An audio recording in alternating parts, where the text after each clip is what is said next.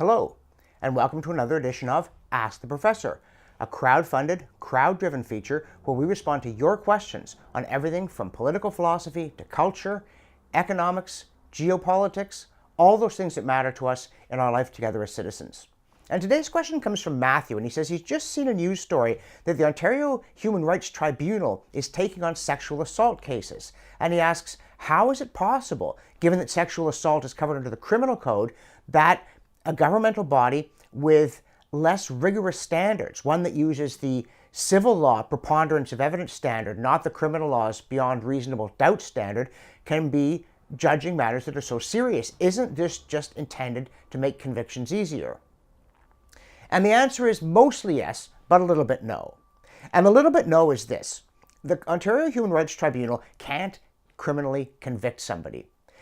I was looking this up online. Wikipedia calls it a court, but it's not a court. It's an administrative tribunal, one of 8 of these social justice tribunals in Ontario, a name that should set off alarm bells.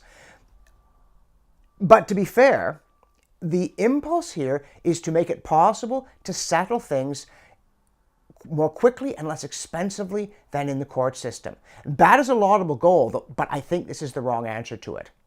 It's very important that we have these legal protections, especially on matters that are so serious. Now, as I say, you can't actually be convicted of sexual assault by the Ontario Human Rights Tribunal, but it can find that you did it and order you to make very expensive recompense, and apparently the awards are going up. The Ontario Human Rights Tribunal cannot award punitive damages, and it can't award costs, but it can award payments for things like emotional suffering, and how these differ from punitive damages, it's a little hard to see. Also, weirdly, although the standard of proof is lower, the appeal process is more difficult. It's very hard to appeal things from the Ontario Human Rights Tribunal into the regular court system, all of which amounts to saying, yes, it was set up not just to make cases easier to settle, but it seems to me to make it easier for the plaintiff to prevail. Perhaps getting less in the process, again, not getting their court costs awarded, but still, this strikes me as dealing off the bottom of the deck.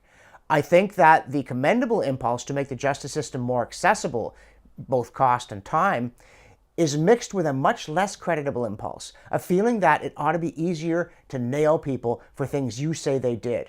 But when you think of the stigma, particularly that attaches to sexual assault, and rightly, to be found to have done it, even if not found criminally responsible, is a horrendous stain on your reputation that you will never really be able to get off, and it should not be easy to do.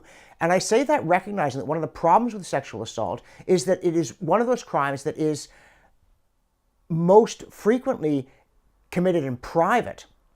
And unless there is immediate medical examination, there's often very little evidence. So it is hard to convict, and that's a bad thing. It is really troubling that it can be so hard to convict on a crime that I think is so dreadful. But making it easier to convict people that you didn't prove did it isn't the answer. And so I'd like to say here more broadly, I would junk all these tribunals. All of them. I would say we have had a system that worked for hundreds of years based on criminal and civil law and the ability to go to court and be vindicated when your rights have been taken away by a fellow citizen or by the government. The essential thing to understand is trials didn't used to take years. They didn't used to bankrupt you.